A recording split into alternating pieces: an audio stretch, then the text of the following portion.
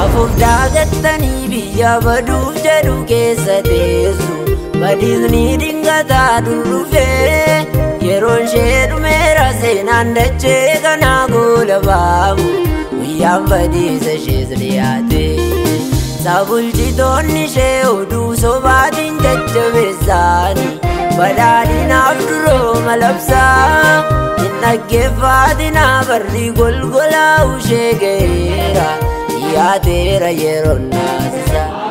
Galanni siifaatu galanni siifaatu jaalala kee taanaan gaarummaa keetii barri hamaan sun darbee yeroo rakkisaan sun darbee sa'aatii dhiphisaan sun darbee sabni kee fuula kee dura jiru mana namoota kanaa jireenya namoota kanaa kan eegesidha kan gargaaresidha galanni guddaan siifaatu bara baraan maqaan kee eebbifamu mee harka keessan gara Waaqayyootti ol kaasaa yaa Waaqayyo bakki nuyi amma jirru bakkatti gaaffiin hundumtuu deebii argatudha lafa hin danda'amne lafa danda'amu nu fiddeetta iddoo deebiin hin jirre lafa deebiin jiru nu fiddeetta lafatti gaafatanii deebiin arganne lafatti gaafatanii deebii argachuu danda'an saba kana fiddeetta maqaa gooftaa Yesuusiin amma kaasee humni hamaan sun kan rukutame haa ta'u kaasaa harka keessan gara Waaqayyootti ol kaasaa yeroo ati dubbattu wanti sin nageenya hin jiru gaafa ati dubbattu wanti sin nageenya hin jiru sagaleen kee sagalee humna qabudha maqaa gooftaa Yesuus Kiristoosiin saatii kanaa kaasee humni hamaan kan rukutame haa ta'u kottuu nutti dubbadhu kottu sagalee keetiin madaan keenyan fayya dubbii keetiin jireenyi keenyan jijjiirama dubbii keetiin afurri keenya hinaara'a dubbii keetiin yaa Waaqayyo lafa kufnee kaana maqaa gooftaa Yesuusiin dubbiin kee oli waaqarraa gara keenyaa dhufa galanni siifaatu waan nu barsiiftu waan nutti dubbattu galanni siifaatu hamma dhumaatti gidduu keenya ture ulfinni kee nu gidduutti haa mul'atu maqaa Yesuusiin ameen. Nagaan Waaqayyo hunduma keessaniif haa baay'atu. Akkam jirtu? Harkuma keessan baasaa mee akka godha. Akkam jirtu? Maal jettan? Galata eenyu jettan? Harka wal qabaa akkam nagaadhaa jedhanii nama si. Maatiin nagaadhaa, ijoolleen nagaadhaa jedhaa. Wal dubbisaa. Maal isiniin jedhan? Sagalee Waaqayyoo keessaa tokkoffaa Qorontos boqonnaa tokko lakkoofsa 21-24 nan dubbisa. Biyyi lafaa ogummaa ofii isaatiin Waaqayyoon isa ogummaadhaan guute beekuu dadhabnaan gowwummaa barsiisa isa nuyi lallabnuutiin warra amanan fayyisuun Waaqayyootti tole. Yihuudoonni illee milikkitoota gaafatu, Giriikonni immoo ogummaa barbaadu. Nuyi garuu Kiristoos isa fannifame lallabna. Kun immoo warra Yihuudotaatti gufuudha, warra Yihuudota hin ta'initti immoo ogummaadha. Warra Waaqayyo waame garuu Yihuudotaafis taanaan Giriikotaafis taanaan Kiristoos humna Waaqayyooti, ogummaa Waaqayyootis. Ameen. Maqaa Waaqayyoo kan eebbifame haa ta'u. Mata dureen wajjiniin nu ilaallu bal'aadha. Kutaama kanarratti wajjiniin ilaalla. Qabiyyeen wanta nuyi wajjiniin ilaallu mata dureen walitti qabu kiristaanummaa fi miidiyaa hawaasaa kan jedhudha. Akkuma beekamu yeroo nuun amma keessa jirru kun dijitaal dhiiraa jedhama.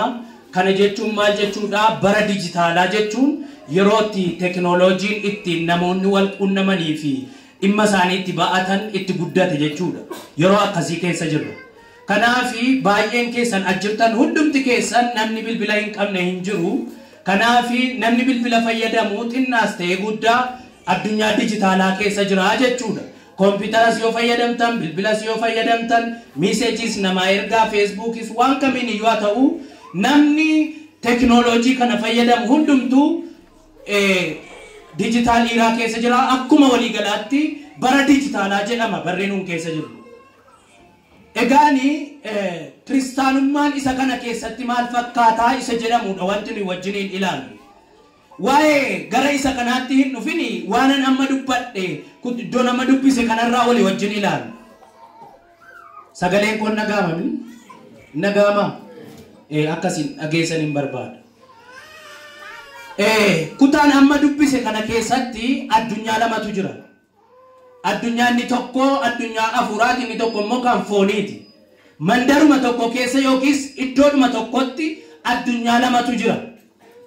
Tokkoffaa Qorontos kana keessatti boqonnaan tokko lakkoofsa 21 kaasee amma 24tti Phaawulos ergaa kana kan inni barreessuuf warra Qorontosii magaalaa Qorontosiin keessa kan jiraatan Gentiles warra jedhaman Ormoota akkasumallee Giriikotaa fi Yihuudoota turan. Jarri kun magaalaa Qorontos keessa kan jiraatan qofa osoo hin taane iddoowwan garaagaraa jiraatu. Garuu haalli yeroo sana Phaawulos ittiin barreesse gara Qorontositti waan ta'eef Qorontos keessa jiru turan.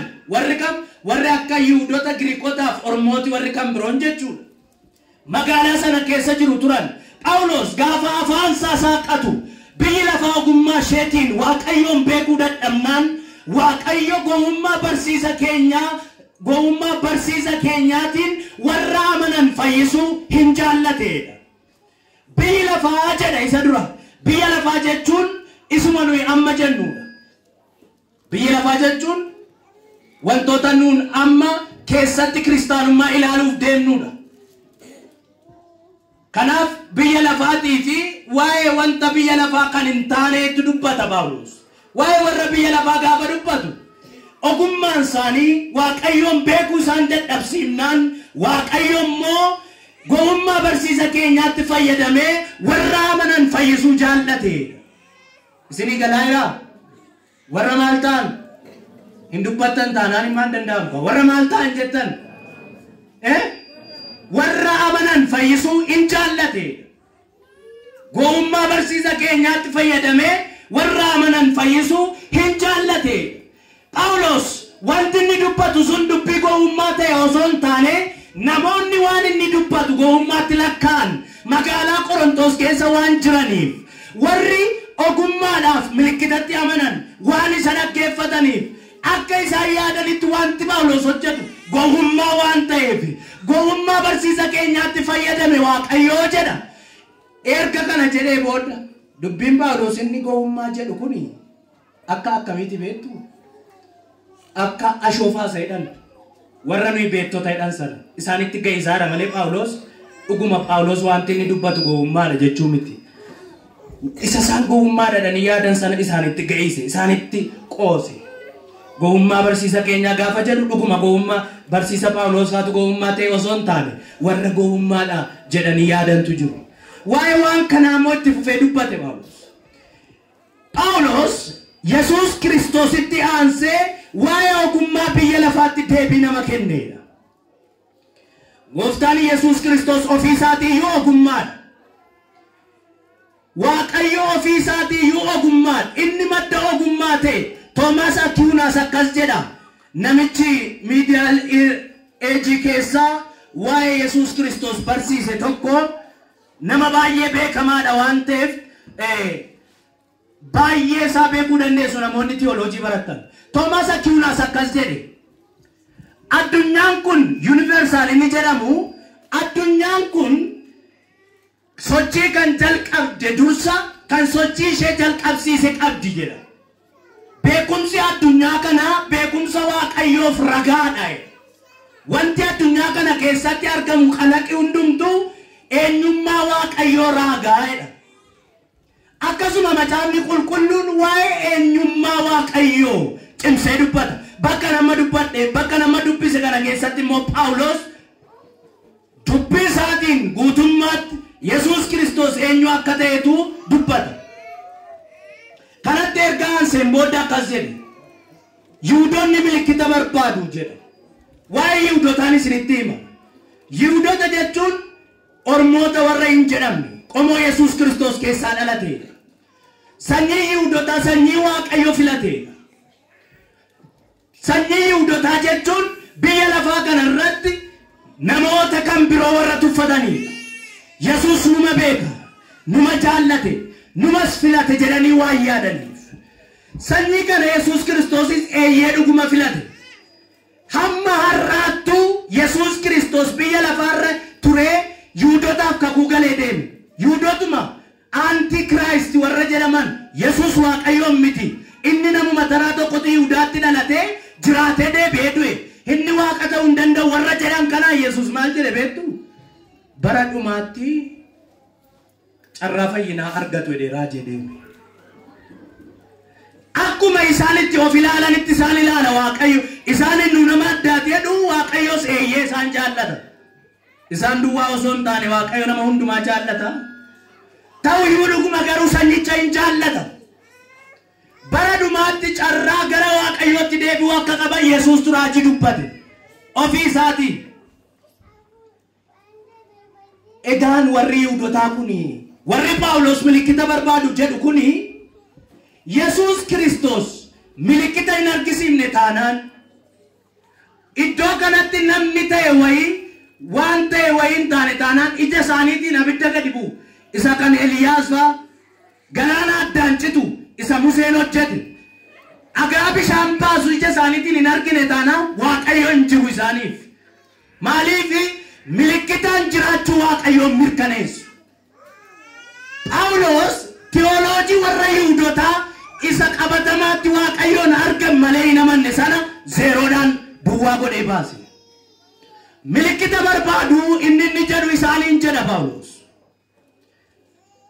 Milikkita sana milikkita Yihuudoonni barbaadan Waaqayyoos beeka. Garuu milikkita kee beekumsa kee ati achuma taa'ii jedhee Yesuus karaa geeddaree dhufe.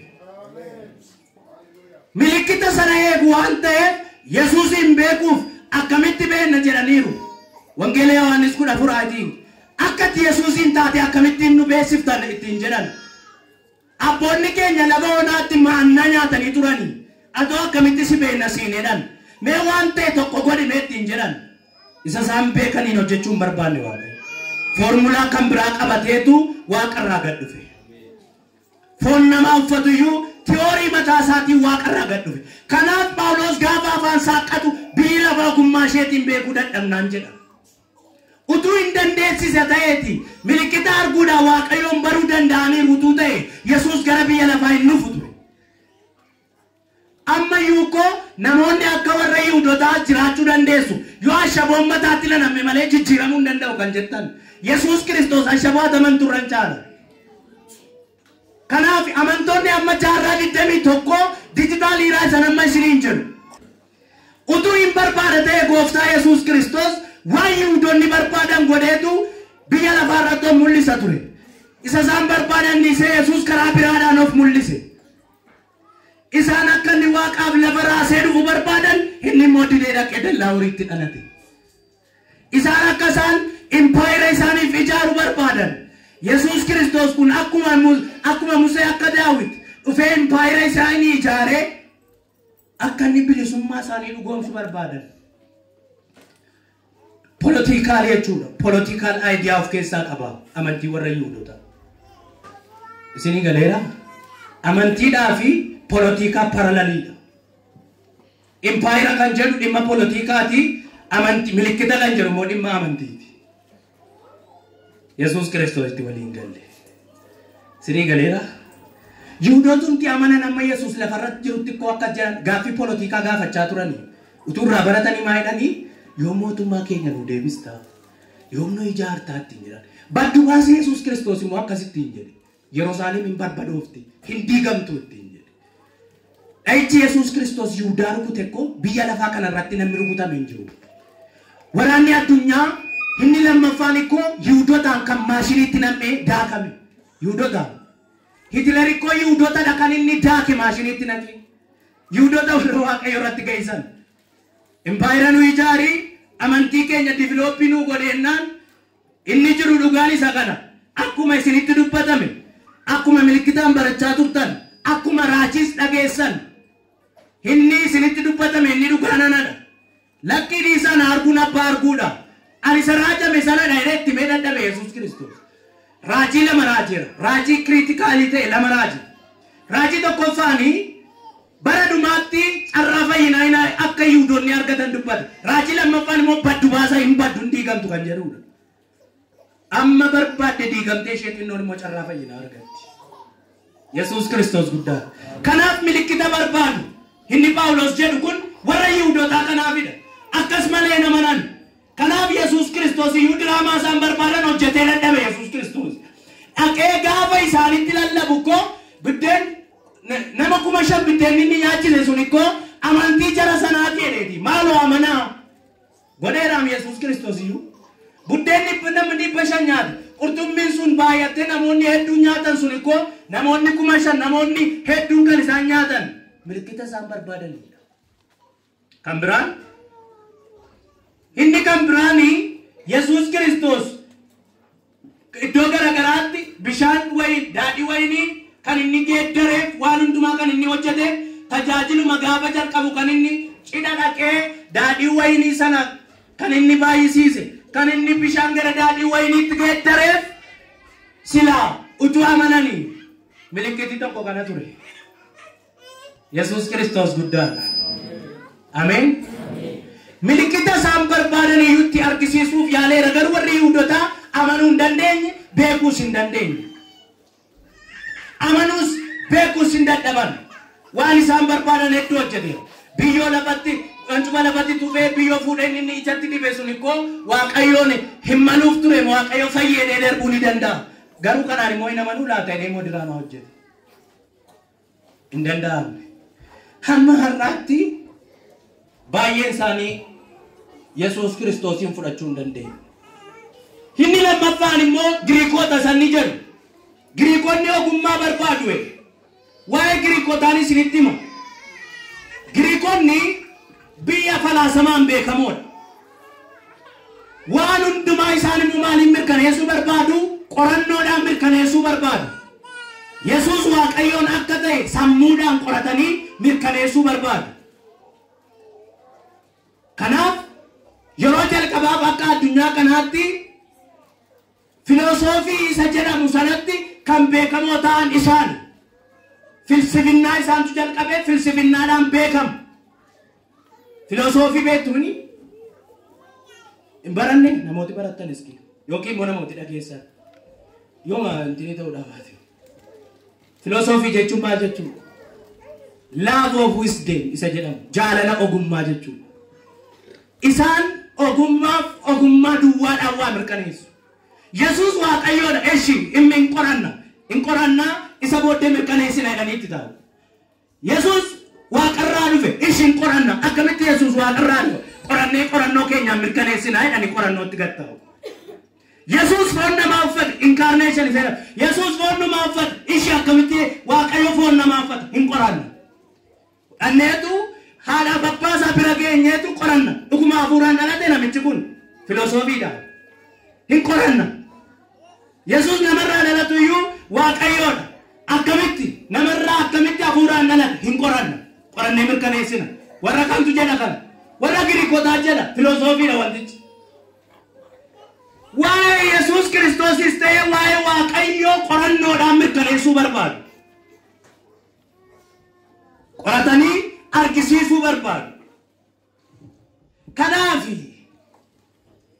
beekumsa isaaniitti amanu waan ta'eef waa'ee waan tokkoo beekumsaan mirkaneessuu barbaadu waan ta'eeftu Phaawulos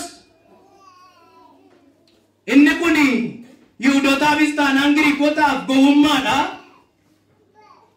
Warra waamamaniif garuu inni humna Waaqayyooti ogummaadha si'e. Warra kamiif? Na dhagaa'iraa isa dhagaa'irtu mee dhuguma dhageessanii waan hin jedhu dhugaa Waaqayyoo fagalatu. Egaan isa kanatti dubbatu ogummaa isaaniis milikkita isaaniis keeyata muraasaan Phaawulos deebiitti kenne. Yeroon isaa yeroo hamaa ture. Yeroo sana kaasee hamma irraatti iyyuu filosoofiin iddoo guddaa qaba. Yes, hin morminu filosoofii barbaachisaadhas filosoofiin garuu filosoofiin Waaqayyoon beekuuf nu gargaara osoo hin taane wanti kalarii lama qabu walitti makamee maal akka fidu yookiis immoo wanti tokko hundee isaa beekuuf nu gargaara. Waaqayyoon beekuuf garuu siruu fees amantii qofaan hin danda'amu. Isinii galeera? An filosoofii nan barbaada, nan jaalladhasi, utuun baradhees nan barbaada, garuu Waaqayyoon ittiin beekuudhaaf miti. Waaqayyoon beekuuf amantii qofatu gaara. Isinii galeera? Waaqayyoon beekuuf maaltu gaara? Amantii qofaadha. Justification by faith alone. Macaafatu jedhe kana. Namni kamiyyuu qajeelaa ta'uuf amanuutu sarara jira. Namni amane karaa amantiitiin qajeelummaa argachuu danda'a. Kanaaf qoratanii gara fayyinaa dhufuutu danda'ameeti. Salphaa ture. Maaliif lallabna sila? Qorannoodhaan karaan fayyinaa argamuu hin danda'u. Isinii galeera? Qorannoodhaan karaan fayyinaa argamuu hin danda'u. Qorannoodhaan waa'ee pilaaneetii, qorannoodhaan waa'ee marsii, waa'ee lafaa, waa'ee waan kamii argachuun hin danda'amu. Qorannoodhaan waa'ee Waaqayyoo argachuun hin danda'amu. Yuunivarsiitiin itti waa'ee Waaqayyoo baratamee hubatamu hin jiru. Waa'ee Waaqayyoo hubachuudhaaf amantiin Waaqayyoo wajjin walitti nama fida. Maattan? Ameen jedhaartu? Amantiin Waaqayyoon beekuu nama dandeessisa. Kanaaf Phaawulos jara kana erga sirriitti itti mee booda jalqaba gaafa afaan baafate maal jedhe? Sila maalan jedhee ture? Gowwummaa barsiisa keenyaatiin warra amanan fayyisuun Waaqayyootti tole. Maal jettan? Gowwummaa barsiisa keenyaan warra amanan fayyisuun eenyutti tole? Eenyutti tole jettan? Dubbadhaa, eenyutti tole? Waaqayyootti tole. Gowwummaa barsiisa keenyaan fayyisuun Waaqayyootti toleera. Waaqayyootti tole. Gowwummaa inni jedhu sun warra Giriikotaa warra Yihuudotaa afaan qabachiisuudhaan malee waa'ee iddoo ogummaa immoo darbee dubbateera. Eessaa argama jedhee ogummaan? Lakkoofsa 24. Jalqaba akka nama dhuguma gowwaa ta'aniitti dubbateetu Phaawulos gadi bu'ee warra amananiif Kiristoos humna Waaqayyooti ogummaadhas jedhe. Eessa dhaqqare? Beekumsi inni dhugaan fannoo keessaa argama. Daddafee dubbachuu waan hin barbaaduuf irra turuu hin barbaadu. Isa kaan galaa hiikkadhaa. Jecha Phaawulos keessaa inni kan biraan daddafee dubbachuu barbaadu waa'ee fannooti. Yesuus Kiristoos fannifameera. Phaawulos akkas jedhe. Nuti garuu Kiristoos isa fannifame hin lallabnu. Jechi kun yeroo hundumaa jedhama mini? Maaliif jedhame garuu? Yeroo hedduun jedhama mini jechi kun? Dhaadannoo namoota hedduuti mini jechi kun? Maaliif garuu? Phaawulos maaliif jedhee jecha kana? Har'a kanaan dura isa jettan caalaa itti dabaltanii jettu har'a. Isiniin ibsa waan ta'eef. Isa dur jettan caalaatti, isa dur jechaa turtan gararraatti jettu har'a. Waa'ee maalii? Waa'ee Kiristoos isa fannifame. Phaawulos kan inni nuyi garuu Kiristoos isa fannifame hin lallabnu inni jedhuuf Phaawulos. Fannoo tuffatan warri Giriikii, warri Yihuudotaa fannoo tuffatan maaliif? Maaliif fannoo tuffatan beektu warri Yihuudotaa? Akka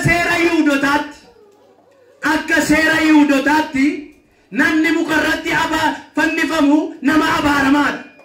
Nama xiqqaa, nama tuffatamaadha. Kanaaf Yesuus Kiristoos inni isaan eegaa turan isa akkasii hin turre waan ta'eef seerri isaanis nama abaaramaatu fannifama. Bara sanatti Waaqayyoon miti waaqoliinuun fannifaman turan. Muki fannoo muka namni abaaramaan irratti fannifamudha. Isinii galeera? Fannoo tuffatanii jedha. Namichi tokko koomentarii isaa irratti waa'ee kanaa gaafa ibsu fannoo tuffatanii. Phaawulos warra fannoo tuffatan Yesuus Waaqayyoon erga ta'e maaliif fannifama warra jedhaniif? Erga gooftaa ta'e maaliif muka nama abaaramaatti ol ba'e warra jedhaniif? Isaaniif deebii kennuudhaaf jecha Kiristoos Yesuus hin fannifame jedhee dhiise osoo hin taane isa fannifame lallabna jedhee cimse dubbate. Taargeetiin lallaba isaatii maaloodha? Isa fannifame. Maaliif fannoo irratti xiyyeeffate beektu? sababii namoonni sun fannoo xiqqeessaniif Yesuus hin fannifamu jedhanii waan isaan yaadaniif nuyi Kiristoos hin lallabna dhenniif isa fannifame immoo lallabna. Kiristoos isa qabu. Kiristoos jechuu yaadde Waaqayyo isa fannifame lallabna. Maal akkamitti Waaqa fannifame lallabuu danda'amu? Nuyi gaa akkas maal lallabna? Waaqayyo isa fannifame. Waaqayyo garuu isa fannifame. Waaqayyo garuu isa salphate lallabna. Waaqayyo garuu isa achirratti bishaanuu kadhatee dhabe lallabna. Waaqayyo garuu isa namoonni itti geessan lallabna. Waaqayyo garuu isa fannoo irratti du'e lallabna. Haleluuyaa. Isa kam? Isa fannoo irratti du'e. Isa kam? Isa fannoo irratti itti geessan. Isa kam? Isa loltoonni Roomaa akka barbaadan godhan. Isa kamiin lallabna? Maal leenca lallabnu? Isa fannoo dhiitee bira darbe maaliif hin lallabnu? Maaliif isa fannoo didee maaliif hin lallabnu? Maaliif isa muka namaa abaaramaa irratti fannifame lallabna? Waaqayyoon ta'e eebbisu namicha sana. Phaawulos immoo namicha sana Waaqayyo eebbisu. Baay'ina barnootaa malee nama ifeef. Harrayyuu qorannee bira ga'uu dadhabne teoloojii isaa. Jecha tokkittiidhaan deebii kenna lafa hundumaatti. Jecha tokkittiidhaan deebii kenna iddoo hundumaatti. Har'a nuuni ikkoo hin lallabna Kiristoos isa fannifame jenna malee waan isaan beeknu. Inni garuu teoloojiidha wanti inni dubbatu. Baakboonii wayii keessa kaa'ee dubbata. Waan dudduuba isaa utubu wayii keessadha. Mission politics isa jedhan tooftaa mishinii keessa dhokseeraan dhukkuba jalatti achi keessa kaa'ee lallaba. Dadhabina jalatti achi keessa dhoksee lallaba. Keessatti of abbaan of ilaalu eleeti. Achi Qorontos keessa Yihuudoonni Giriikonni labariitu. Nama tokkotu achitti Beetlehemitti dhalate namicha tokko hin guddate abbaa maatii isaa yoo jiru hin fannifame muka nama abaaramaa irratti immoo fannifame Yesuus jedhuun isa kana miti Yesuus ganaa dhufa. Akka jettanii Yesuusuma isa dadhabaadha jettan isuma gadi bu'aa jettan isuma muka nama abaaramaa irratti fannifame isuma waraaname isuma itti tufame isuma reebame isa lallabna. Isa kamiin? Maattan? Isuma sana isa kamiin lallabna? Isuma sana isa sin tuffattan isa sin waa'een baasu jettan gowwummaan inni jedhu sana. Gowwummaa barsiisa keenyaan inni jedhu. Gowwaan isaanii dhagaruu inni gowwummaa hidhee jara arrabsaa jira. Kara biraatiin jaratti maayira. Gowwummaa barsiisa keenya. Haleluuyaa. Nu garuu isa kamiin lallabna? Isa kamiin lallabna jettan? Maaliif isa fannifame lallabdu? Isa fannoo cabsu maaf hin lallabdan? Isa fannoo dide maaliif hin lallabnu? Maaliif nama muka nama abaaramaa irratti fannifame nama hattuu gidduutti fannifame maaliif lallabna? Naa galeera kaanaaf. Nuu galeemnuuf. Kun immoo karaan isaa kan ittiin danda'amu karaa Kiristoos. Isuma lallabna. Maal akkam jajjabinaan dubbata namichi kun? Isumadha. Maal akkam? Maal akkam? Hojii ergamootaa 17 irratti listee Ateenaa magaalaa Giriikii dhaqeetu magaalaa keessan daawwadheen ture Phaawulos. Daawwadheen ture magaalaa keessa yemmuun ilaalu garuu barreeffamni tokko tokko waaqeffannaa waaqoliin beekamneef jedha. Yaa firoota koo walitti qabamani. Isinoo kana homaayyuun balleessine ani garuu oduu addaan isinii qaba maal ennaan waaqa beekamutti sagadaa'e. Innoo Yesuusiin jedhama. Namichi of jajaan kun eessaa dhufeedhaan Istaakos faan Kuriyoos faan warri jedhaman dubartiin Daamaaris jedhamtu tokko faan turaniiru isaan beektota jedhamu. Eessaa dhufe kun ofittoon kun jedhan. Isuma asitti dubbate kanadha. Jarattiin nama salphataan ittiin anisumaan lallaba jedhaan inni immoo. Dhimma mataa keetiitidha. Jarattiin namicha. Haleluuyaa. Jaratti hin galleef ka hin galleef. Maal kun eessaa dhufeedhaan eessaa dhufe jarri usuun part of Jehovah's Witness. Warri jedhaman eessaa kaan beektu warra Phaawulositti falmaa turan sana. Isaan maal jedhu beektu du'a garasitti jireenya hin jiru. Haleluuyaa. Maqaa Waaqayyoo ulfaatu. Nan arge meel tokko carraanaa kennaadhee ol ka'ee dhaabbate. Ano argeera yeroo sagaddan gaarii gootan sagaddaniittu isinilleedha. Garuu barreeffaman irratti arge waaqan beekamneef jedha. Maaliif rakkattu? Waaqayyoo isa beekamu du'a garasitti jireenya kennutti namantani. Maaliif rakkattu isin? Maal akkamii eessaa dhufteeti? Magaalaa Ateenaatti yuunivarsiitiitti barsiisota beekamoodha. Baakgiraawundiin Istaakos namicha achirra jiru sun Istaakos hin jedhe. Macaafuma irra jira afaan haaraan seenaa. Nama jarri sun barsiisota yuunivarsiitiiti waan ta'eef namoota barataniidha waan ta'eef namichi wallaalaan kun namichi akkasii kun eessaa dhufe ittiin jedhan waa'een beekumsa keetii zeeroo dheereera Phaawulos diigee darbeera yoo barumsaas inni kuuba seera barate nama salphaa miti kanaafi taa'ee mucummaadhaa ka'ee seera Yihuudootaa barate inni sikkoo nama taraa miti utuu nama salphaadha ta'e Waaqayyootti hin fayyadamu. Har'a kun teknoolojii keessa teenye Phaawulosin qaqqabuu dadhabne sammuun nutti dukkanaa'e. Hinuma qoranna teoloojii Phaawulosin bira ga'uu dadhabne. Nama yeroo sana amma kana ga'u utuu har'a ta'e maamam ga'a. Waaqayyo sakaraa isaa nu barsiiseef galanna ta'u. Egaa argeen ture jedhe Phaawulos achittis iddoo garagaraatti ani waa'ee Phaawulos kana hamma hin danda'e dubbiseera waa'ee namicha kana. Sababni isaa wanti inni dubbatu waan salphaa miti har'a waan isin himu. Jaarraa deddeebii tokkoffaa gaaffii waldaan kiristaanaatti rakkattu ergaa Galaatiyaa inni boqonnaa yattuudhaan gaaffii inni bara sana deebise har'a inni waldaan itti rakkattu isuma Phaawulos achi barsiise hubachuu dadhabde. Barreeffama Phaawulosiin hubachuu dadhabdee waldaan har'ayyuu rakkina keessa jirti. Phaawulos yeroo sana deebii kennee darbe. Jaarraa deddeebii tokkoffaatti waldaan hubachuu dadhabdee itti rakkattu. Inni waa'ee maaliiti beektu? Waa'ee ayyaanaaf waa'ee seeraati. Isa ijoolleen keessa yeroo mana wal bira teessan sana mana keessanitti waa'ee fayyadamtee yuunivarsiitii dhattee fe'attee manatti isinii galtu sana. Maal ennaan seeraa kaa ayyaanaan fayyine nuyi jedhanii galu gaa. Dadhabdanii yoo barsiifattanii baratanii galanii. Baranneerra jedhanii isaan fuudhanii galan sana. Phaawulos har'a waggaa 100 meeqadha kan inni taa'ee barreessee deebii kenne warra Galaatiyaatiif.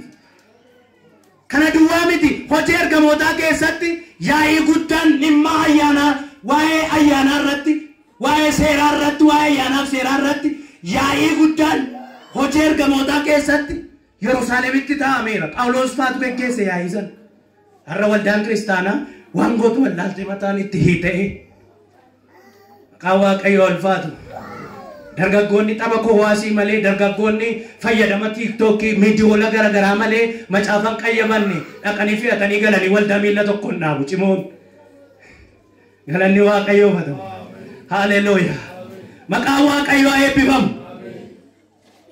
Egaa macaafni qulqulluu waan hundumaatti deebii laateera jechuun barbaade Phaawulos waa'ee fannoo akka itti barsiisee fannoon maal akka fakkaatu isaanitti hime dubbii Phaawulos keessatti fannoon toopikii isa olaanaadha. Teoloojii Phaawulos keessatti kiroos kan jedhu isa jalqabaadha.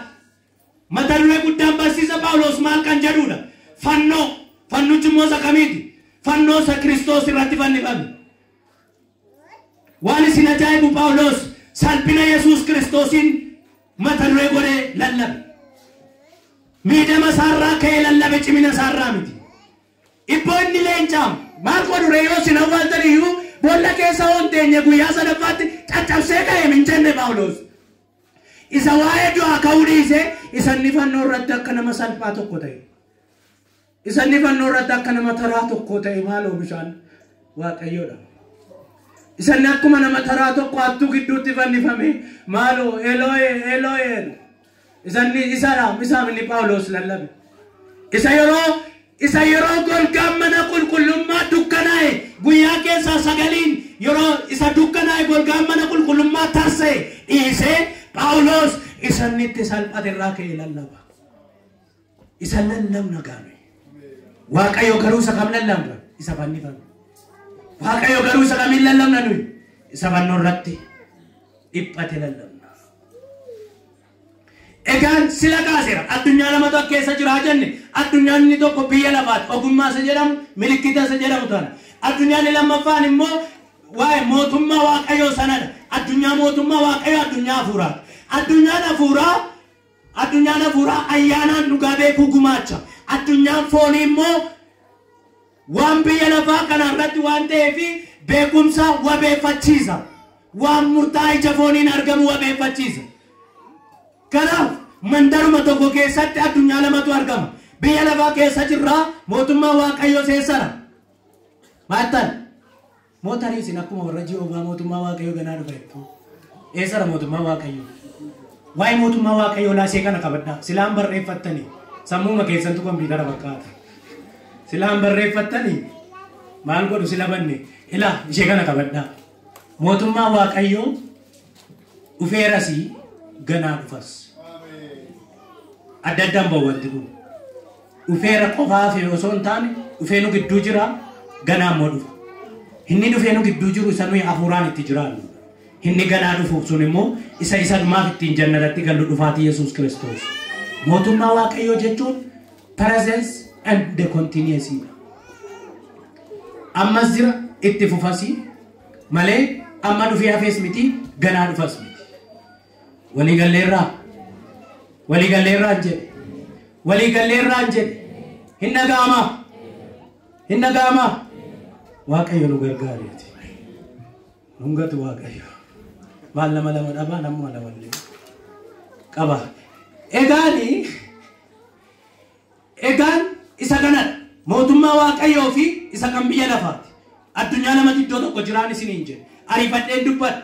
Egaan isa kana keessatti yeroo biyya lafaa keessa jiraannu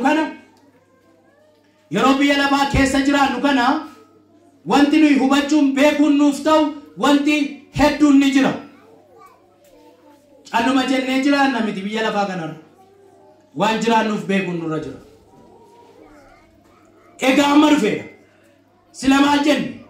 Kiristoos maalidhaan? Humna Waaqayyooti ogummaadhas jenne. Kanaaf kiristaanotaaf beekumsi ogummaanis humni Waaqayyoos eenyuudha? Kiristoos jechuudha. Kanaaf kiristaanonni yeroo hundumaa Kiristoos isa fannifame, isa du'e, isa du'aa ka'e, isa mirga abbaa jiru, isa bordee dhufutti qabamanii jiraachuudhaan biyya lafaa irratti jireenya isaanii xumuru.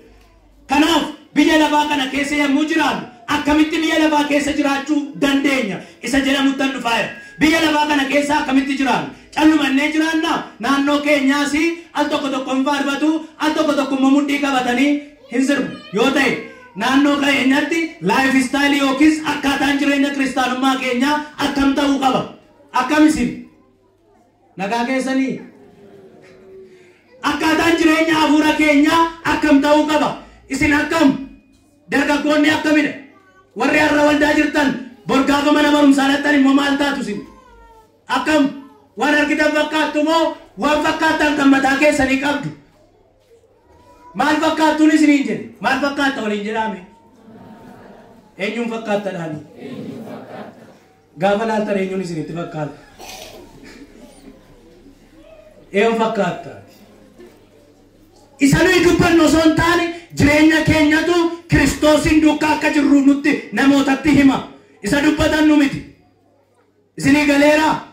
Kanaaf iyyuu akkaataan jireenya keenyaa, akkaataan adeemsa hafuura keenyaa akka nuyi itti biyya lafaarra jiraannu akka ofiisaa danda'e qaba.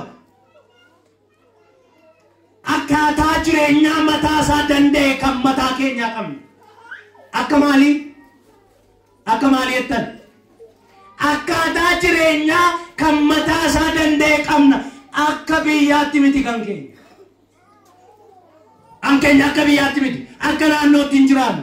Akka sabaraattis miti. Akka itti jiraannu kan mataa keenyaa qabna. Akka itti dubbannu kan mataa keenyaa qabna. Akka itti adeemnu kan mataa keenyaa qabna. Akka itti jiraannu kan mataa keenyaa qabna. Kan mataa keenyaa. Inni kan mataa keenyaa ta'e sun immoo eessaa dhufa? Kiristoos biraa dhufa. Waliigalleerraa? Maa jettan? Waliigalleerraa? Moo warri har'a waldaa bor mana qachiiti? Waliigalleerraa? Warri har'a jirtan boreessa dhat waliigalleerraa? Akkaataa itti jireenyaa mataasaa danda'e qaba kiristaanummaan. Dhugaan isinitti hima. Har'a hoo mana ooluun narra jiru waldaan naqaaf dhuftan taana hin jedhu. Garuu erga Yesuusitti amantanii akka Yesuus barbaadutti jiraachuun gaariidha. Waaqayyo nu haa gargaaru. Meetti dabalaa ameen jedha. Biyya lafaa kana keessatti Yesuus Kiristoos gaa akkas jedhee dubbate. Yohaannis 17:4-16 ani dubbii kee isaaniif kenneera. Akkuma ani kan biyya lafaa hin ta'in isaanis kan biyya lafaa waan hin ta'iniif biyyi lafaa isaan jibbe. Isaan amaatti akka isaan eegduuf malee biyya lafaa keessa akka isaan baaftuuf sin kadhadhu. akkuma ani kan biyya lafaa hin ta'in isaanis kan biyya lafaa miti eewsaan warri Yesuus duukaa jiran maalan si kadhadha akka biyya lafaa keessaa baaftu osoo hin taane biyya lafaa kana irratti garuu akka isaan heeddu akka isaan gargaartu ban si kadhadha biyya lafaa irraa addaan ba'uu dandeenya aytan biyya lafaa irraa addaan ba'uu dandeenya maaytan biyya lafaa irraa addaan ba'uu dandeenya hin dandeenye biyya lafaa irraa addaan ba'uu jechuun isa kamina beektu biyya lafaa keessa waan jirruuf jechuudha biyya lafaa keessaa ba'uu hin dandeenye garuu biyya lafaa keessatti maal gochuu qabna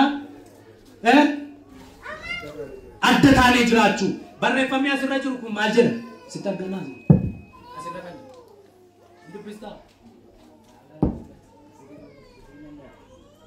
agartaa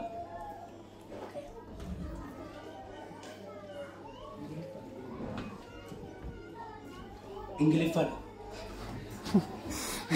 argiteettanii garuu my home is in heaven I am just traveling through this world my home is eessadha manni koo waaqarra just I'm traveling through this world karaarran jira filaayee godhaan jira biyya lafaa kanatti fayyadame sinii galeera jecha cimaadha baay'ee my home is where my home is in heaven biyya lafaa kanarra manni koo waaqarradha an filaayee godhaan jira maalitti fayyadame biyya lafaa akkamitti biyya lafaatti fayyadamu biyya lafaa kanarratti akkinu itti fayyadamu Kiristoosiif jiraachuudhaan Kiristoositti fayyadamuudhaan filaayee goona malee waan ittiin filaayee goonu kan biraan hin jiru akkamitti filaayee goona Kiristoosiif jiraachuudhaan Kiristoosii wajjin jiraachuudhaan filaayee goona isa kanana jechichi kan inni dubbatu walumaa galatti biyya lafaa kana biyya lafaarraa akkamitti jiraanna biyya lafaarratti akkamitti jiraanna kan jedhuu fi isa kana kaasuu barbaadeen egaan biyya lafaarra keessumaa yeroo ammaa kanatti ishuu kan ta'e akkaataa itti fayyadama miidiyaa mee bilbila kan qabda jechuu ol kaasa bilbilatti uumasi ol kaasa baasaa qabdu maal ol qabaa isin hirkaa fuchuun miti jana kanuma keessanii ol qabaa asii ol qabaa akka argamu oluma kaasa jala namni isin hirkaa fuudhu hin jiru qabdu la utuun isin ilaale numa qabdu hin qabdu ati faana hin qabdu ela qabdu maaloo siti fidaas kaan jenne waan akkasii miti tarii isa sodaatanii walumaa galatti jechuu kanan barbaada fayyadamni bilbilaa wanti nuyi bilbila irratti fayyadamnu hundinuu gaarummaas qaba hammeenyas qaba yoo akka gaariitti itti fayyadamne bu'aa nuu buusa yoommoo itti fayyadama balleessine Kiristoosii wajjin walitti nu buusuu danda'a kanaafan isinii kaasa gaaffii ijoo tokkoon isin gaafadha miidiyaan hawaasaa deemsa nuti Kiristoosii wajjin qabnu gargaaraa jira moo gufachiisaa jira barreeffadhaa miidiyaan hawaasaa deemsa nuti Kiristoosii wajjin qabnu gargaaraa jira moo gufachiisaa jira of gaafadhaa kana yeroo hundumaa mucaa keessanis gaafadhaa warri ijoollee keessanii bittan akkuma taatanii bilbila ismaartii warri bittanii fi gaafadhaa gaaffii kana gufachiisaa jira moo jireenya kiristaanummaa keetii gargaaraa jira jedhaani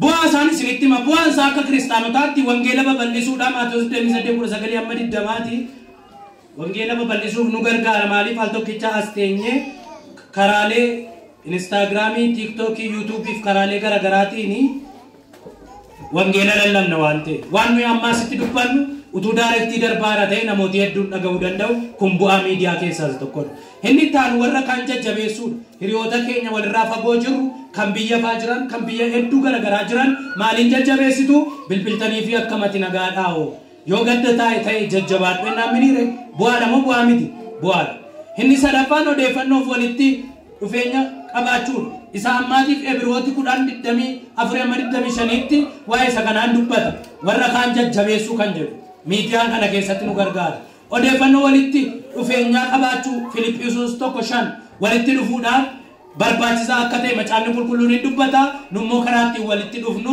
karaa dijitaalaa kana fayyadamuu dandeenya jechuudha bu'aa isaati kanuma dubbata bu'aa hedduu qaba yeroodhaaf jecha tuquun barbaade egaa ce'umsa faayidaan jiraatus to'annaa malee fayyadamuun jireenya hafuuraa miiraaf hariiroo irratti miidhaa guddaa geessisuu danda'a. Maaltu miidiyaan miidhaa kamii qaba? Miidiyaan akkamitti miidhaa qaba? Warri bilbila qabdan fakkeenyaafis kompiitara maatii keessatti akkamii hariiroon keessan galgala waliin dubbattu? Galgala akkam walii wajjin haasoftu? Hundumtuu babbanatee walii wajjin haasee achumarra dhaqee rafamoo walii wajjin haasoftu galgala. Maayittan galgala akkamiidhaan jedhe hariiroon maatii keessa jiru akkami? Hariiroon maatiitu diigame taanaan jaalalatu maatii keessaa bade taanaan bu'aa dhamoo kan dhufe miidhaa. Ijoolleen keessan hariiroo akkamii isinii wajjin qabu? Warri ijoollee qabdan mucaan isin qabdan ishee isin baay'ee jaallattan yeroo wajjin haasoftan qabdu moo mucaan keessan mana barumsaatii yookiis galgala bilbila ishee fudhattee lafa sireedhatti?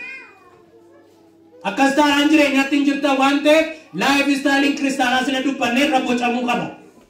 Waan akka maatiittis ta'e akka amantootaatti waliin godhachuun nurra jiru, walumaan godhachuun nurra jira. Inni maal? Jaalalli maatii iddootti eegamuu qaba. Maatiin jaalalli isaanii kan ittiin dabalu hojii irra waan oolaniif, barnoota irra waan oolaniif galgala walii wajjin ta'anii haasa'u, waliin taphachuudhaan, waliin kadhachuudhaan. Silaa kadhannaa hoo seexanatu isin jibbisiisa? Walitti haasa'u immoo maaliif jibbitu bilbilaa jettanii? Akka walii wajjin hin kadhanne yoo tarii seexanatu isin adda dhiibataan beekamu. Galgala utuu isin waan garagaraa haasoftanii utuu waan meeqa iskroolii waa gadi buuftanii ol baaftanii gadi buuftanii yeroo hin gaadhattanii raftu ganamas kaatanii deemtu fayyaa maqaa Yesuusiin. Kun jireenya kiristaanotaa miti. Yoo galgala hariiroon maatii jiraate waliin taphachuu jira, waliin wangeela dubbisuu jira, walii wajjin kadhachuu jira. Mancaatiin amma jiru hariiroo gaarii maatii gidduun jiru. Sababiin hariiroo gaarii maatii gidduudhaan dhabame dijitaal dhiiraadha. Jireenyi kiristaanummaa keenya fayyadama miidiyaa wallaaluudhaan attaakii waan ta'eef isa kana sirreeffachuun gaariidha. Yeroo qisaasessuu namni yeroo baay'ee miidiyaa irratti dabarsu, feesbuukii irratti waa goroggoru, bilbila goroggoru, sana tuttuqu, barataan akkasii barataa dadhabaa ta'a, maatii keessatti nama akkasii nama dadhabaa ta'a, yeroo isaa gubaa waan jiruuf hojii hojjetatee bu'aa buufachuu hin danda'u. Yoo daldalaa ta'e hojii hojjetachuu hin danda'u, yoo barataa ta'es baratee sammuutti waa qabachuu hin danda'u, yeroo hundaa ishee tuttuqa waan ta'eef. Ani dargaggeessa baay'isee jaarsan fakkaataa yeroo na ilaaltan jaarsan fakkaataa. Miidiyaa fayyadamuun gaariidha, garuu karooraan ta'uu qaba jechuudha malee waan gaariifis ta'uu qaba. Miidiyaa fayyadamuun gaariidha, garuu miidiyaan nuyi fayyadamnu isa wangeela biyya lafaatti mul'isu isa immoo nu gargaaru ta'uu qaba. Yeroo miidiyaa fayyadamtan maxxansi keessan waa'ee wangeelaa ta'uu qaba malee har'a monaa wajjiniin oolaa jedhu si'alan biloogii monaa jettu raajineessa deemanii maatan har'a immoo ganamaan hin ka'edhanii oolmaa isaanii waraabanii achirra kaa'u. Waaqayyo isaan eebbatu seexana. Egaa waan goonu beekuutu nurra jira. Yeroo qisaasessuu Efesoon 5:16 yeroo isiniif kenname utuu hin dabarsinitti hojjedhaa. Kanaaf iyyuu yeroo miidiyaatti fayyadamnu yeroo keenya utuu hin gubin hojii keenyas ta'e daldala keenya tokkummaa maatii keenyas ta'e wangeela lallabuu karaa kamiin iyyuu karaa kiristaanummaa keenya hin miineen ta'utu isarra jira. Inni kan biraan miidiyaa keessa waan fayyadamnu beekuutu nurra jira.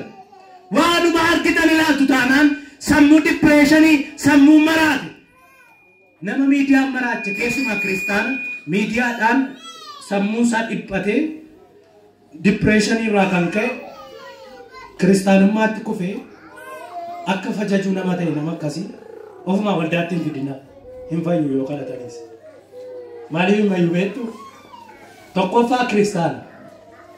Lammaffaa wanti inni godhaa ture sun waan inni yeroo fudhatee ittiin jiraachaa ture. Kanaaf baay'ee hamaa. Ijoollee amantootaa hedduun fazzazanii dhuman dhugaa waaqayyoon isinitti hima nama hin beeku beekaa.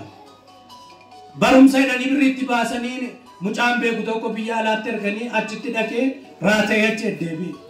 Maatiin kiristaanota raatee achi deebi'e yeroo hundumaa waa'ee raagan jedhu barumsa waa'ee achi gallaan yeroo hundumaa miidiyaa fayyadama ture hirraate. Kanaaf olii gadi baatanii ijoon jahu iddoo yeroo sana karaatti argisiisa. Ijoollee keessanitti karaa argisiisa. Ijoollee godhachuudhaan waancaan argamu hin jiru. Ijoollee guddisuudhaan garuu ulfinatu argama. Isinii galeeraa waan ijoollee godhataniif namni isin badhaasu hin jiru. Waan gaariitti guddiftaniif garuu namni waaqayyo si haa eebbisu isiniin jedhu jira. Maa jettan? Nan dogoggoree? Maa jettan hin jedhe? Baga gammaddeen gaafuma deessan sanadha malee gaafa isheen guddattee karaarraa akka barbaadde taatu immoo waaqayyo ishee akaasu jedhaan namni. Kanaaf iyyuu godhachuu osoo hin taane guddisuudhaan galatii argama. Jajjabaadhaa. Jajjabaadhaa mee waliin jedha. Jajjabeessaa mee nama simbukkee.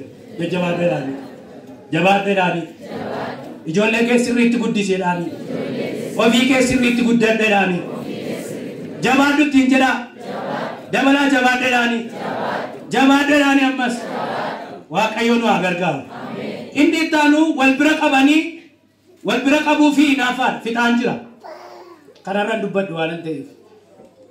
Wal bira qabuuf hinaaffaa kan jedhu kun macaafa qulqulluudhaan dogoggora gaafa laayifii jireenya kiristaanaa miti kun.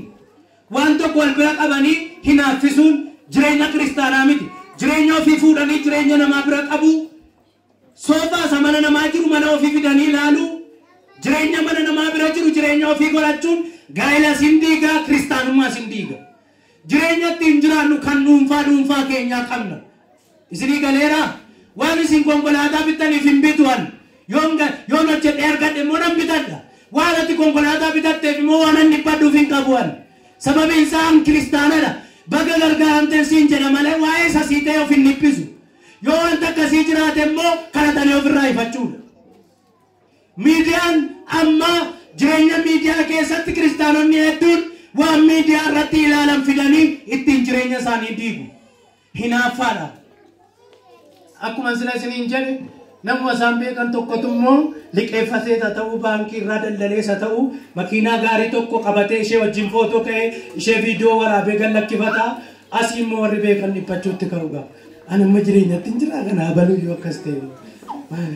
Anku amma baratee amma jireenyaa eeguun amma jireenya keessa jirtu tuffatta yoo ta'e there is no next life. Jireenya keessa jirtutti hin gammaddu taanaan jireenyi kan biraan dhufu tokko iyyuu hin jiru. Isinii galeeraa? Jireenya nama biraa ilaaltanii jireenya keessa jirtan hin tuffatinaa. Jireenyi isteeppiidha. Jireenyi sadarkaadha malee al tokkichatti taananii irra bu'an jireenya. Inni kan biraan immoo karaa ani irra deemee ati irra deemtu tokko miti. Wanti nagadee sii milkaa'e fan nagadee naa milkaa'e tokko miti. Kanaafiyyuu milkaa'ina keenyatu gargari malee namaan keenya hin geenye. Miidhaa tekinooloojiiti kun. Mana keessan teessanii daataa guuttattanii bantanii ilaaltu. Tafarraan isin kaleessa beektan makiinaa bitateera. Amma an akka amantaa amma jireenya amma kan guufu. Maal amma jiraachaa jiraan nan nagadee soo maal waaqayyo nama wal caalchisan. Waaqayyo sii fayyisa. Ameen. Yoo itti fayyadama wallaalle akkas taana. Maal jettan? Kan akkas nu godhe isuman sila isiniin jedhee. Jireenya koo laalaa oolmaa koo jedhanii sobanii makiinaa isaanii nutti argisiisu. Kiristaanonni akkasiis baay'isee macaafa qulqulluudhaa ala shaakala biyya lafaa warra nutti argisiisanii. Warra shaakala makiinaa bitachuun kee gaariidha. Viidiyoo waraabdee nutti argisiisuun kee immoo maal na fayyada? Isinii galeeraa? Kunooti kasuma nama isiniin jedhe badeera isinii tokko badeera tokko miidhameera. Sababa maaliif?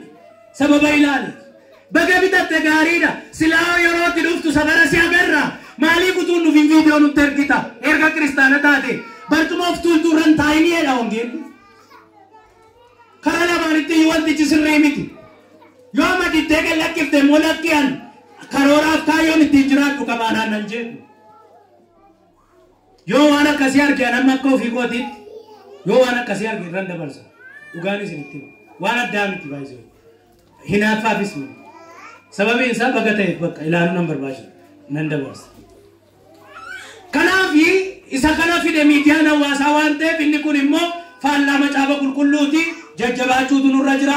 Macaafni qulqulluun Galaatiyaan 6:4 namni adduma addaan hojii isaa qoree haa ilaalu jedha waan goonu waan hojjennu waan ilaallu waan akkaataatti jiraannu qorree of ilaaluun nurra jira waliigalleerraa eeyyee jireenya keenya kana waan hojjennu guyyaa guyyaatti waan jiraannu qorree of ilaaluun nurra jira malee korma paakootiiti waan hojjetadhe kottaa ilaalaa jechuu miti akkas miti fi ilaalanii of dhibbisuun hin barbaachisu hin jedhe hamma soofaati ollaatti argite mana kee dhufuttatti immoo dukkaanuma taa'i hojjechaa arga waan ta'eef bor hin bitatta sammuu of hin naannessin jireenya keetti gammadii jiraata isinii galeeraan maalati kiristoosii dhokadda yoo wanti hundumtuu hafe maaltu sin eebbise callifteen hojjettu waaqayyo nama kadhataa hojjetu inuma eebbisa maaf dhiphattaati waan baradhee dokteerii ta'eefat immoo maaliif dhiphattee iskuulitti hafta waan kufeefis maaliifat immoo hamileen addee booddeetti hafta akkin itti hojjedhuuf akkin itti hojjettu gargaretti baay'attan jajjabaan dhaame galanni waaqayyoo fatu jireenya nama biraaf akka of dhibbifnu waaqayyo hin barbaadu jiraata ana kana waaqayyo tokkuma qaba biyya lafaarraa anaaf anuma qaba akka itti na jiraachisu akka itti jiraadhaan kan mataa kootiin qaba hojjechuu dhama'uu barachuu kaachuurra kan darbee caammaati bitachuudhaaf waan ani dhiphaduuf hin qabu maayittan waliigalaa irraa maayittan yeroo baay'ee gaa waan iddoo biraatti argan yookiin waan mana biraatti argan gara mana ofiitti fiduuf kan dhibbata yeroo baay'ee dubartoota jedhama dhiifa manaa godha dubartoota jedhama galanii ittiin abbaa manaa rukutuudhaaf waaqayyo nu gargaara nullee ganaadha sadaffaan rakkoo eenyummaa kana irratti hin dhaabu Qolaasaayis 3:3 isin duutaniittu jedhaa jireenyi keessan Kiristoosii wajjin waaqayyoon keessa dhokateera waaqayyoof galanni guddaan haa ta'u eenyummaan keenya maalidha Kiristoosiin keessa dhokatee jira addunyaa dijitaalaa keessatti garuu gaafa miidiyaa fayyadamnu miidiyaan jireenya keenya kana fuudhee iddoo biraatti waan nu geessuuf jireenya keenya kana waan nu ilaalu wanti nu shaaqallu kun nu fuudhee maal nu gochuu danda'a Kiristoosiin keessaa nu baasuu danda'a maayittan hin danda'amoo hin danda'u wanti nu ilaalu wanti nu shaaqallu wanti nu goonu hedduun Kiristoos keessaa ala nu baasuu danda'a nuyi garuu maal keessa dhokannee jirreedha macaafni qulqulluun duutaniittu Kiristoosiin keessa maal taataniittu dhokattaniittu namni Kiristoosiin keessa dhokate yeroo hundumaa waan Kiristoosiin gammachiisuuf waan inni barbaadu duwwaa shaaqaluuf gochuu qabaa jedha macaafi miidiyaan garuu maal godha eenyummaa kan biraa akka nuyi horannu kan biraa nutti naqa miidiyaan dhugumaan isinitti namni yeroo hundaa miidiyaa fayyadamu eenyummaa kan biraa qaba waan isin ajaa'ibu eenyummaan inni miidiyaa wajjin wal qabsiisee argatu sun eenyummaa isa kana miti miidiyaan eenyummaa mataa isaatii kennaaf maal godhameetu miidiyaan of tuulummaatti naqa jibbatti naqa hinaaffaatti naqa kanaaf namichi kun eessaabaa Kiristoosiin keessa ala ba'a jechuudha inni kan biraan yeroo baay'ee miidiyaan maal godhameetu maxxansa nuyi maxxansinu wal qabsiisee wanti nuyi maxxansinu yoo namoota baay'een argatu ta'e hordoftoota baay'een argatu taanaan laayikiin qabu namni wayii jala galee hin bareedan hin jedhu taanaan ergaan kee dinqiidhaan hin jedhu taanaan maalitti kaana dhiphachuutti kaana yeroo kana eenyummaa mataa keenyaa horan waan namicha gammachiisu hordofuu jalqabna waan ta'eef footoon koo ani baay'ee an keessan jira waan ta'eef waan qabatamaa isinitti hiriyaan koo tokko nama followersii baay'ee qabudha TikTokiidhaanis Facebookiidhaanis maxxansa tokko maxxanseetan viiwudha beelaan jedhe gaaf tokko barsiisa kana kanaaf hin qopheessiyan fakkeenya kan naa ta'e isa waan ta'eef sababii isaatti barsiisa kana qopheesse iddoo hedduutti waldaa lamatti yoo xinnaatu waldaa lamatti barsiise akka namoonni baay'een argachuu danda'anitti sirratti hojjechaa jira akkasinaan jedhe maxxansi koo viiwunsaa deemuu dideenaa jedhe maal maxxansi deennaan waan akkasii maxxansee guyyaa 3 gidduutti kana duwwaa ilaalamee dheetu aara maaliif aartareen ittiin jedhe naan deemne kaa'e ani koo nama akkasiitiimi naan ta'u viiwuu xinnoon naan malu Maalennaan hordoftoota 8,000 waliin qabame. Viyuuti koo jechuun koo yaa hin taane jechuudha maxxansi koo. Atamma kiristaanaa hin jedhe. Namichichi maal? Nama miidiyaa eenyummaa kan biraadhaan bocameera mucaan kun dargaggeessuma. Garuu immoo baay'ee barata teoloojii. Yeroo keenya finnee wal karakkaraa oollee anaanaatee raadii sinan jeekini waaqayyo akka kee kana natti lakkaa'u. Inni saabi waaqayyo bori har'a garuu macaafatu nu madaala. Yesuus gaafa dhufu miichana rakaa hojii keenya. Waaqayyo nu gargaaru. Kanaaf addunyaa kana keessatti gaafa jiraan akka kiristaanaatti waan fayyadamu waan goonu waan shaaqallu beekuutu nurra jira. Harka keessan ol kaasaa. Haleluuyaa. Ameen jedha. Anjera. Aniedha. Karaa Kiristoos. Mucaa Waaqayyooti. Mucaa Waaqayyoo waan hin ta'eef waan tun namni hundumtuu godhu waan namni hundumtuu hojjetu waan namni hundumtuu argisiisu osoo hin taane waan Waaqayyootti tolu waan Waaqayyoon gammachiisu waan Waaqayyo jaallatu isan gochuun narra jira. Isa gochuun narra jira. Isa kana ofitti himneef. Maqaa Waaqayyo eebbifamu volkaanii kana na Waaqayyo.